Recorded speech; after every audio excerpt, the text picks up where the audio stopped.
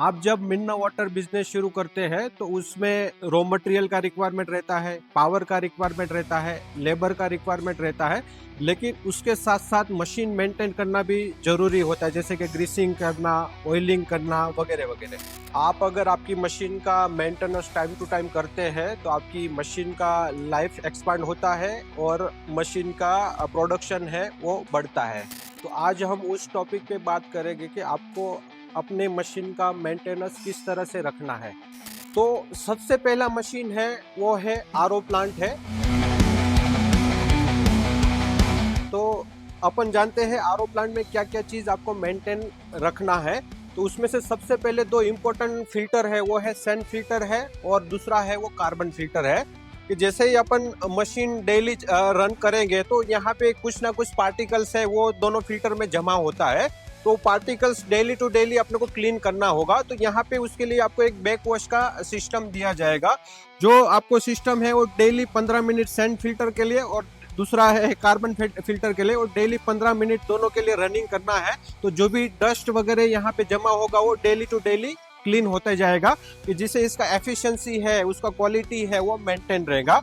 उसके बाद अपना जो दूसरा सिस्टम है वो है MCF है, यानी माइक्रोन कार्टिज फिल्टर है, कि जिसमें आप देख सकते हैं कि ये कार्टिज है, ये कार्टिज इसके अंदर माइक्रोन कार्टिज फिल्टर लगता है। ठीक है, तो ये माइक्रोन कार्टिज फिल्टर है, उसको आपको वीकली एक बार पूरा कंप्लीट है उसको वॉश करना है, और विद इन 2 महीने के अंदर आपको है वो पूरा ये चेंज कर देना है।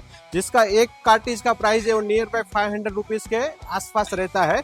अगर आपके पानी में मिट्टी ज्यादा है तो 1 महीने में भी ये कार्टिज अपने को चेंज करना होता है। उसके बाद अपना आता है वो आता है मेम्ब्रेन आता है, जिसको आरओ का मेन हार्ट बोलते हैं। तो जैसे मेम्ब्रेन में क्या होता है कि यहाँ से अपना जो फाइनल वाटर है वो बनता है, जहाँ से एक प्रोडक्ट वाटर मिलता है, दूसरा मिलता है वो वेस्टेज वाटर मिलता है। तो जो वेस्टेज वाटर है, वेस्टेज वाटर में हार्ड आयन की वजह से क्या होता है कि मेम्ब्रेन के ऊपर स्केलिंग होने का चांस रहता है। तो मेम्ब्रेन के ऊपर स्केलिंग ना हो उसके लिए आपको एक एंटी स्केलेंट डोजिंग केमिकल दिया जाता है, उसके लिए एक सिस्टम दिया जाता है। तो ये जो एंटी स्केलेंट डोजिंग केमिकल है वो केमिकल अपने को पानी के साथ मिक्स करके इसके अंदर ऐड करना होता है। तो ये क्या करेगा कि अपना जो मेम्ब्रेन है, मेम्ब्रेन को स्केलिंग नहीं होने देगा। मेम्ब्रेन अगर स्केलिंग नहीं होगा तो ऑटोमेटिक मेम्ब्रेन का जो लाइफ है वो लाइफ भी बढ़ेगा और अपने को प्रोडक्ट का क्वालिटी है वो प्रॉपर मिलेगा। तो ये सबसे पहला अपना मशीन था, वो आरओ प्लांट में क्या क्या मेंटेन करना है उसके बारे में एक सारा चीज था। तो ये है दूसरा मशीन अपना ऑटोमेटिक बॉटल वॉशिंग, फिलिंग और कैपिंग वाला मशीन है। तो उसमें क्या क्या अपने को मेंटेन रखना है वो देखते हैं। तो इसमें जैसे कि आप देख रहे हैं कि जो भी मूविंग पार्ट है उसको अपने को डेली ग्रीसिंग और ऑयलिंग अपने को करना होता है। दूसरा अगर आप बात करें तो ये यहाँ पे आप देख सकते हैं कि ये वॉशिंग का स्टेज है, बराबर है। तो इसके अंदर क्या है कि एक स्प्रिंग रहता है और ओरिंग रहता है। अगर कभी अपना जो बोतल है वो बोतल में पानी अगर कंटिन्यूसली आता है और बंद नहीं होता है तो उसको है वो कंप्लीटली स्प्रिंग अपने को वहां से चेंज करना होता है। दूसरा अपना जो है बोतल फिलिंग का ये नोजल है, आप देख सकते हैं। तो ये नोजल है, तो नोजल में यहाँ पे एक रबर रखता है, उसके ऊपर एक स्प्रिंग रखता है और इसके अंदर एक ओरिंग लगता है। अभी समझो कि अपना बोतल है वो कंटिन्यूसली भर गया और फिर भी वहां से पानी आ रहा है, तो यहाँ से ये रबर अपने को है वो चेंज करना होता है।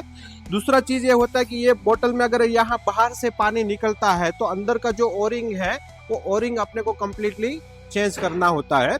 उसके बाद दूसरा पार्ट है वो है कैपिंग का रबर है, कि जब भी बोतल अपना सील लग गया लेकिन अगर वहां से अगर लीकेज आता है तो उस टाइम पे अपने को ये जो कैपिंग है, कैपिंग के अंदर का जो रबर है वो रबर अपने को चेंज करना होता है। दूसरा इसमें जो है वो आप देख सकते हैं कि यहाँ पे गेयर बॉक्स रहता है। तो गेयर बॉक्स के अंदर है वो ऑयल लगता है। तो ये ऑयल आपको है वो 6 महीने में कंप्लीटली चेंज करना होता है और हर मंथ आपको है उसका लेवल आपको चेक करना होता है। तो ये सारी चीजें हैं जो आपको बोतल फिलिंग मशीन में मेंटेन रखना है। तो ये है फुली ऑटोमेटिक बोतल मेकिंग मशीन है। तो उसमें क्या क्या चीज आपको मेंटेन रखना है, तो उसमें आप देख सकते हैं कि ये एयर सिलेंडर है, कि जो प्रीफॉर्म के अंदर एयर सप्लाई करने का काम करता है। अगर समझो कि वहां से अगर कभी एयर लीकेज होता है तो वहां पे ये जो रबर है रबर, ये रबर आपको है वो चेंज करना होता है। दूसरा इसके अंदर है वो काफ़ी वाल्स रहते हैं, तो वाल में से अगर कंटिन्यूसली एयर अगर आगे पास होता है तो उसका रबर सील किट बोलते हैं, कि जो आपको मैं दिखा सकता हूँ, ये रबर सील किट है। वो रबर सील किट अपने को है वो चेंज करना होता है।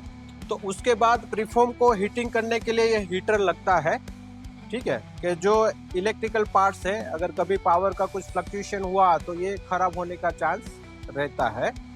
तो ये सारा जो भी डिटेल आपको बताया बोतल मेकिंग मशीन में, वो आपको इसके लिए ध्यान रखना है। बोतल मेकिंग मशीन है, उसके साथ एक्सेसरीज भी लगता है, जैसे कि कंप्रेसर हो गया, चिलर हो गया और एयर ड्रायर हो गया। तो जो कंप्रेसर है, कंप्रेसर के अंदर ऑयल रहता है, तो ऑयल आपको 400 से 500 हावर या 2 महीने के बाद उसका ऑयल है वो चेंज करना होता है। इसमें नियर बाय 5 लीटर ऑयल है वो लगता है। ये है fully automatic one size sticker labelling machine है। तो उसमें क्या क्या चीज आपको मेंटेन रखना है, तो इसके अंदर सबसे पहला यहाँ पे एक टाइमर बेल्ट लगता है इसके नीचे। तो टाइमर बेल्ट है वो काफी बार है वो टूट जाता है, तो टाइमर बेल्ट आपको है वो चेंज करना होता है। उसके बाद यहाँ पे स्प्रिंग लगता है। एक्चुअली ये स्प्रिंग आप देख सकते हैं जो मूवेबल रहता है, तो ये स्प्रिंग भी कभी कभी खराब होता है, तो स्प्रिंग आपको चेंज करना होता है। उसके बाद इसके अंदर ये गेयर बॉक्स रहता है, तो गेयर बॉक्स के अंदर ऑयल रहता है, तो ये जो ऑयल आपको है वो 6 महीने में चेंज करना होता है। तो ये सारा चीज है जो आपको एक स्टिकर लेबलिंग मशीन में ध्यान रखना है। तो ये अपना है श्रिंक रैपिंग मशीन है, जो अपना पैकिंग करता है 12 बोतल 24 बोतल का, जो भी अपनी साइज के हिसाब से। तो इसमें सबसे पहला है कि ये इसके अंदर ये हीटर लगता है, कि जो दोनों जो रोल है उसको सील करता है।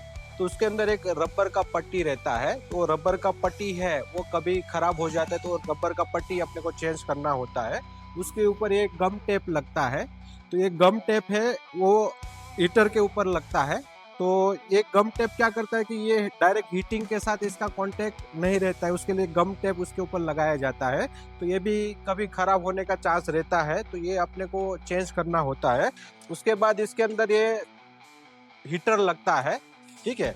तो जो ये हीटर है, तो ये हीटर भी कभी कभी खराब होने का चांस रहता है।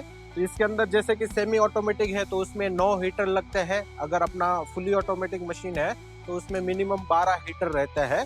तो ये वो हीटर भी आपने को कभी चेंज करना होता है। दूसरा, ये मशीन के अंदर गेयर बॉक्स रहता है उसको रोटिंग करने के लिए, तो गेयर बॉक्स के अंदर जो ऑयल है, तो ऑयल अपने को 6 महीने में एक बार वो ऑयल है वो ऑयल भी अपने को चेंज करना होता है। तो ये सारा चीज आपको है वो श्रिंक रैपिंग मशीन के अंदर आपको ध्यान में रखना है। तो ये सारी बातें थी जो आपको एक मशीन को मेंटेन करने के लिए जरूरी है। अगर इसके बारे में आपको और जानकारी चाहिए तो आप हमारा यूट्यूब चैनल सब्सक्राइब कर सकते हैं, या नीचे दिए गए नंबर पे आप डायरेक्ट कांटेक्ट कर सकते हैं। Thank you.